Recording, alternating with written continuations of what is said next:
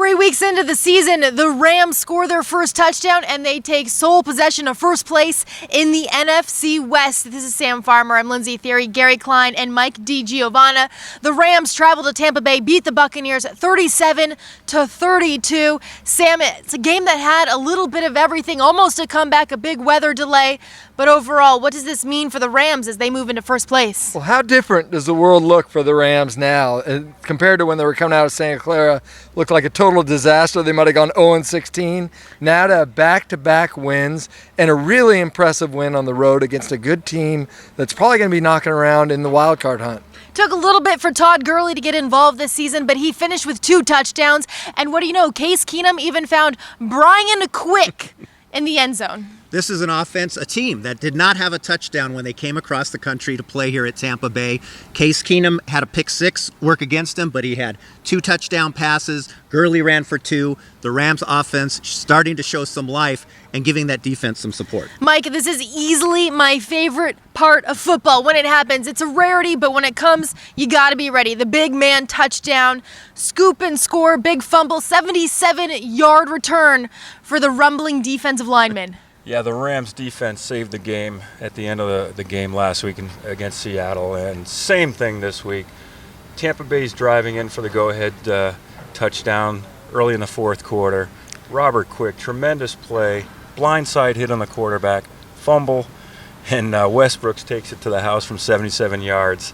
And this guy's so exhausted after this touchdown and this heat, he couldn't even celebrate. But everybody on the Rams sideline was going nuts. This game had a little bit of everything, including about an hour-long, 70-minute-long weather delay. Great for weather enthusiasts like myself, perhaps. But also interesting for the Rams is they had to sit inside the locker room, Gary, for 70 minutes and contemplate what to do on 3rd and 11, backed up far deep into their own territory. They're listening to music. They're having a bite to eat. They're strategizing with coaches. They decided to come out because remember, that's happened at the 2-minute warning with the Rams with that third down play. They came out, tried to pass along the sideline. It didn't work.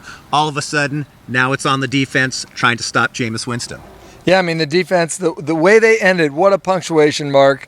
People were going crazy in the press box. You were going crazy in the press box. No. That's usually like a library, and it should be like a library, but people from Tampa were yelling, run it in, run it in. But, it's a huge moment for the team and for the Rams to end it this way and to beat a good team on the road. Pretty impressive. They were yelling run it in because Jameis Winston appeared to have nothing but green pasture in front of him. But Mike, how big do you think it was for the Rams? They were able to get that stop and end this game with a win. Well, that green pasture was a little deceiving. The Rams had a line of defenders at the goal line, so it would have been tough to get in. I think Jameson on that play was just trying to maybe deke the defense. I think he was throwing to open up a little more room. But once again, Robert Quick, huge play. He doesn't give up.